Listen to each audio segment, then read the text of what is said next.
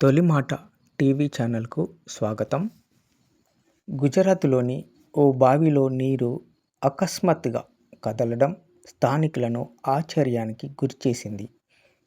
ఈ ఘటనను చూసేందుకు పెద్ద సంఖ్యలో ప్రజలు అక్కడికి చేరుకున్నారు. ప్రస్తుతం ఈ వీడియో సోషల్ మీడియాలో వైరల్ అవుతుంది.